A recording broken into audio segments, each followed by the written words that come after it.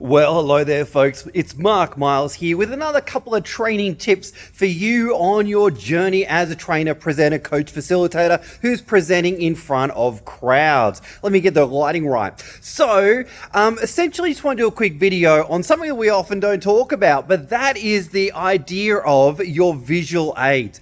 Now, typically with presenting, people will often go to the flip chart, the whiteboard, and the PowerPoint slides. I'll say it again, the flip chart, the whiteboard, and the PowerPoint slides. But what people often don't realize is that each of those pieces of equipment have a different purpose behind them and why we would use each of them, right? And sometimes people will just default back to the magical PowerPoint for everything that they do, which is great. However, they may be missing the point and maybe missing the opportunity there, right? So let's go with flip chart first of all. Now, flip chart is my absolute favorite. I love it so much because you can actually write things on the flip chart and then come back to it later on, which is really, really cool. You can put up the flip charts around the room and you can revisit content. You can also do strategic reveals. So you turn over the page when you want people to see the page. You can leave blanks on the slides. You can even do subconscious influence with different colors that you use on the flip chart there as well, which is really, really exciting and definitely an area you can look into.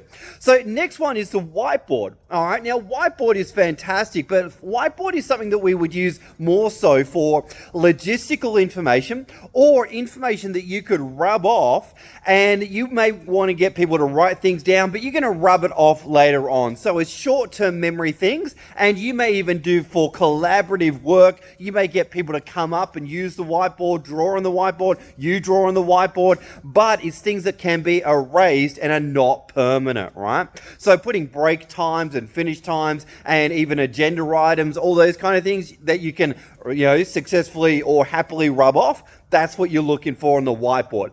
Now, the next one, PowerPoint. Now, unfortunately, a lot of people that are first starting out in training and presenting, they are going to default to the PowerPoint, and they're going to put as much information on the PowerPoint as humanly possible.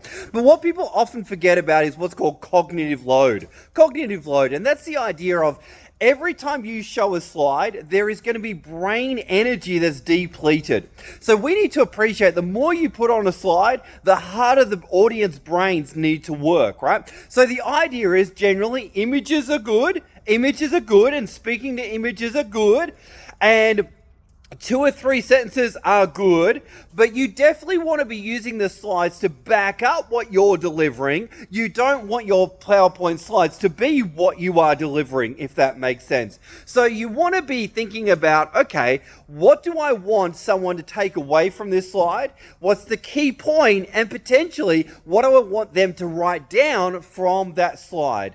And also, how would I know that what I've shown on that slide has been of value to that audience member? And we as humans, we want to put as much information on there as possible when we first start out. But as we develop in our skills and our confidence, we actually realize that more is worse and less is better. I'll say it again, more is worse and less is better.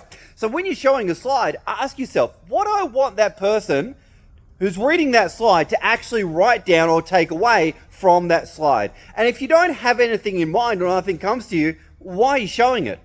Ask yourself, why are you showing it? Is it just to, entertain or do something?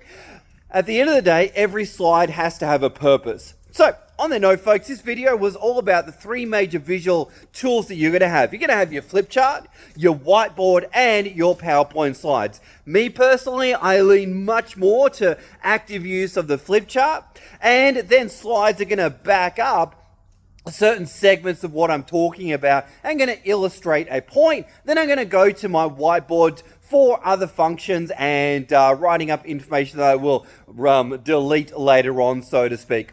On that note, folks, hope you get some value from the video. If you did, like, comment, share. Let's get the message out there. It's not just all about the slides.